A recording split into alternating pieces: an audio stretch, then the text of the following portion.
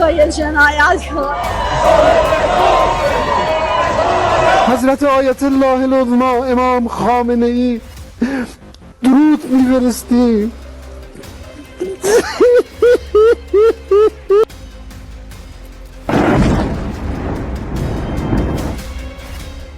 कैसे मारे गए ईरान के सुप्रीम लीडर।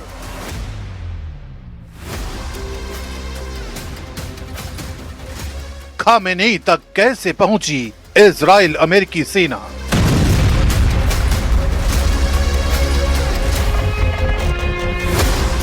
किसने की ईरान के सुप्रीम लीडर से गद्दारी।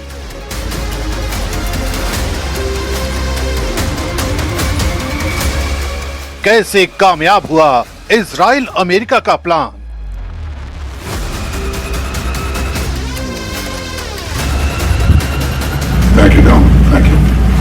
ईरान इस वक्त बदले की आग में धधक रहा है।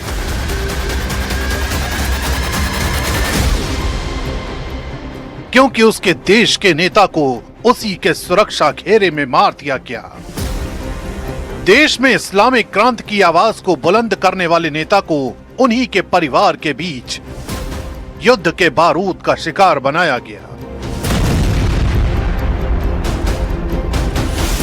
बताया जा रहा है कि हमला बेहद सटीक और योजनाबद्ध था। तेहरान के सबसे सुरक्षित माने जाने वाले इलाके में मौजूद आधिकारिक कंपाउंड को निशाना बनाया गया।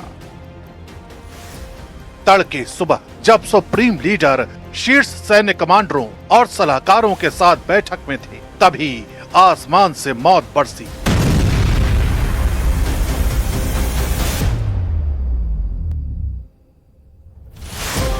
कुछ ही मिनटों में सुरक्षा कवच ध्वस्त हो गया। यह सिर्फ एक एयर स्ट्राइक नहीं थी, बल्कि नेतृत्व को एक झटके में खत्म कर देने की रणनीति थी। अब पूरा ईरान सवाल पूछ रहा है, सुरक्षा में सेंध कैसे लगी और दुश्मन को अंदर की खबर किसने दी।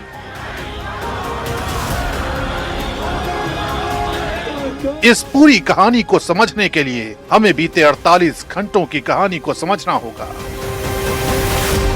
28 फरवरी 2026 ईरान के लोकल टाइम के मुताबिक सुबह के 9:45 हो रहे थे। अमेरिका के ऑपरेशन एपिक फ्यूरी और इजराइल के ऑपरेशन रोरिंग लॉयन के तहत पहला जॉइंट अटैक ऑपरेशन शुरू किया गया।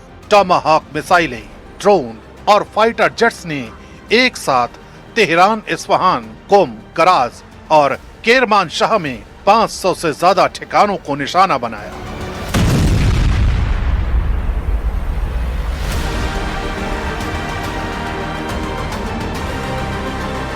सबसे घातक वार तेहरान के डाउनटाउन स्थित सुप्रीम लीडर के आधिकारिक कंपाउंड पर हुआ। रिपोर्ट के मुताबिक 30 से ज्यादा बंकर बस्टर म्यूनिशन इस्तेमाल किए गए।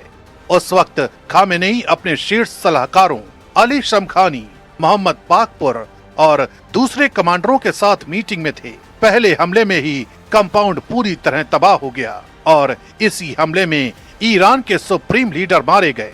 यानी महायुद्ध के पहले घंटे में ईरान के सुप्रीम लीडर को मौत की नींद सुला दिया गया। अल्लाहु अकबर, अल्लाहु अकबर, अल्लाहु अकबर। इसी के साथ ईरान की हवाओं में कई सवाल तैरने लगे। किसने सुप्रीम लीडर के साथ गद्दारी की? किसने उनकी सही लोकेशन का पता बताया? आखिर इतनी आसानी से खामेनेई को कैसे टारगेट किया गया? दावा किया जा रहा है कि ये सिर्फ आसमान से बरसा हमला नहीं था, बल्कि जमीनी स्तर पर महीनों से चल रहा एक गुप्त अभियान था। इंटेलिजेंस नेटवर्क ने सुप्रीम लीडर की मूवमेंट, मीटिंग शेड्यूल और सुरक्षा पैटर्न की बारीक जानकारी जुटाई। सैटेलाइट सर्विलांस, साइबर इंटरसेप्शन और अंदरूनी सूत्रों के जरिए लोकेशन को रियल टाइम में ट्रैक किया गया।